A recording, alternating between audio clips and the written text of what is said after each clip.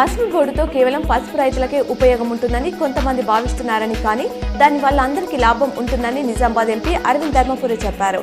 నిజామాబాద్లో అల్లం, పసుపు, కూరగాయలు అనేక పంటలు పండుతాయని, ఆ రైతులకు లబ్ధి చేకూరే అవకాశం ఉందని చెప్పారు.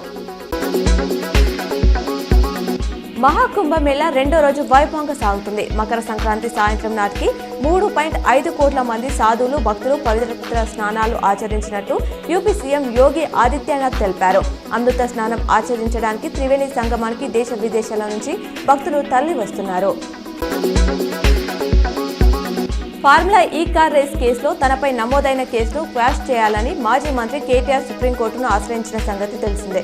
దీనిపై నేడు విచారణ జరగనుంది. మరోవైపు రేపు కేటీఆర్ను ఈడీ అధికారులు విచారించనున్నారు. ఈ నెల 9న ఆయనను ఏసీపీ అధికారులు విచారించిన సంగతి తెలిసిందే. అయితే ప్రభుత్వం తనపై కక్ష సాధింపుతోనే ఈ కేసు పెట్టిందని కేటీఆర్ ఆరోపించారు. సీఎం రేవంత్ ఇవాళ రేపు ఢిల్లీలో పర్యటించనున్నారు. ఇవాళ ఏఐసీసీ కార్యాలయం ప్రారంభోత్సవంలో పాల్గొంటారు. పార్టీ అధిష్టానంతో కేబినెట్ విస్తరణ తదితర అంశాలపై చర్చించే అవకాశం ఉంది. అలాగే పలువురు కేంద్ర మంత్రులను ఆయన కలవనున్నట్లు సమాచారం. ఢిల్లీ పర్యటన అనంతరం సింగపూర్కు వెళ్లనున్నట్లు ఆయన ఈ నెల 19 వరకు అక్కడే పర్యటించనున్నారు. తెలంగాణలో బీఆర్ఎస్ భూస్థాపితం కాబోతుందని నిజామాబాద్ ఎంపీ అరవింద్ ధర్మపురి అన్నారు. ఆయన మాట్లాడుతూ ఎమ్మెల్సీ కవిత ఇప్పటికే జైలుకు వెళ్లి వచ్చారని, ఇప్పుడు కేటీఆర్ సైతం జైలుకు వెళ్తారని జోస్యం చెప్పారు.